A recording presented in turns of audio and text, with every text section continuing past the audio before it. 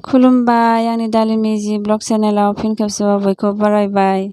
दिनैनि भिडिअखौनो थाम्बनेलखौ नायना बयबो मिथिखाबाय जानांगौ। दिनैनि भिडिअआनो जाबाय मुख्यमन्त्रि महिला उद्यमिता अभियान एप्लिकेशन फर्मखौ बोरै फरायगोन बेखौनो आं A to Z बुंनो नागिरदों। नोंथांमोना भिडिअखौ जोबजासे नायलांदो। बे मुख्यमन्त्रि महिला उद्यमिता अभियान बे फर्मखौथ' बयबो मोनबाय जानांगौ। दासिम फरायनो अर्डार होआखै एबा फिलआप खालामनो अर्डार होआखै बेखौ बिअआवनो CRP बायद'मोनहा ट्रेनिं होफैगोन आरो फोरोंफैगोन। बिअनि सेक्रेटारि प्रेसिडेन्ट बिथांमोनहानो बे फर्मखौ फिलआप खालामगोन। आरो भिडिअखौ नायलांबाय थादो एबा फर्मखौ बोरै फिलआप खालामो बेखौनो नायलांबाय थादो। एप्लिकेशन फर्मनि सेथियावनो जों लिरनांगोन SHG मेम्बारनि मुं केपिटेल लेटारजों आरो नैथियाव लिरनांगोन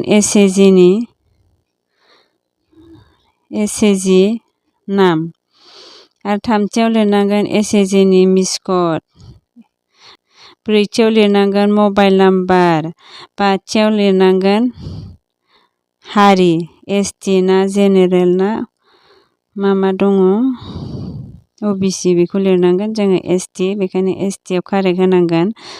आरो बेनि उनाव 6 नम्बराव सोंदों मरान मथक हारिनि नामा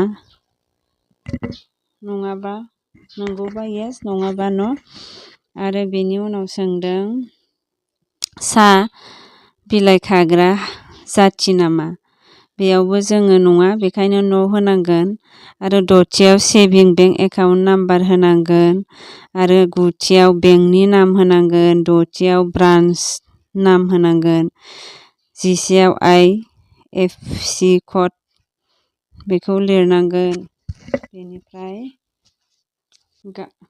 भिलेजनि नाम लिरनांगोन आरो इनसाइडआव मा दङ उन साइडथिं दङ गाव पन्सायतनि नाम लिरनांगोन आरो 14आव दङ ब्लकनि नाम, 15आव दङ डिस्ट्रिक्टनि नाम, 16आव दङ LSC नाम, EPIC ID नं, पलिं स्टेसन नेम, पलिं स्टेसन नं बेफोरखौ लिरनांगोन। आरो 17आव गथ'फोर साबैसे 1 2 3 साथाम बा 3 सानै बा 2 लिरनांगोन। आरो 18आव 3 निफ्राय 14 बोसोरसिम हिनजावसा गथ' स्कुलाव थांनाय दं नामा बेखौ दंबा दं बेखौ लिरनांगोन।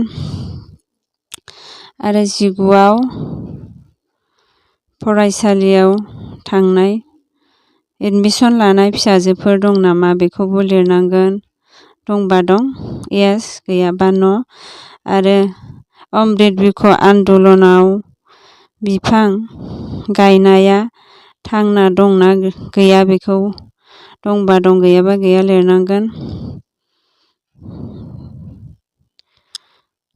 आरो जुदि थैबायबा गोदानै बिफां गायबाय नामा बेखौबो सोंदों। गायदोंबा गायदों येस, गायाखैबा गायाखै न' बेखौ होनांगोन। आरो 2021 मायथाइनि माइक्र' फाइनेन्स ऋण एबा बबेबा बेंक फेडारेसन SHG बेफोराव लन लानानै सुख'आखै नामा बेखौ सोंदों। सुख'दोंबा येस, सुख'आखैबा न' होनांगोन। आरो बेनिफ्राय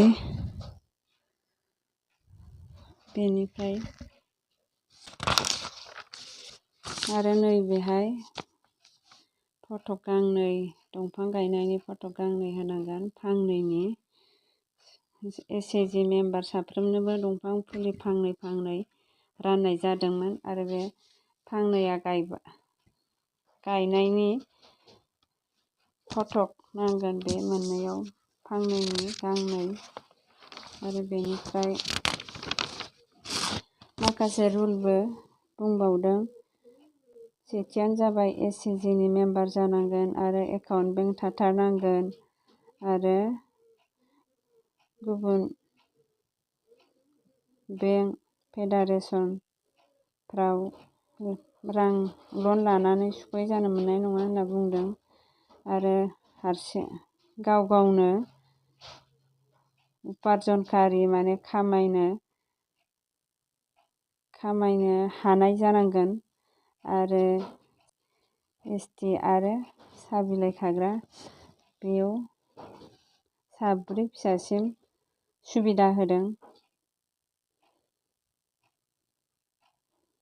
बेनिखायनो फरायनाय समाव आधार आरो पासबुकखौ नांथारगोन। मानोना फरायनायाव मोनसे हांखोफ्रा गोरोन्थि जायोब्लानो रिजेक्ट जागोन। बेखायनो मोजाङैनो फर्मखौ फिलाप खालामनांगोन।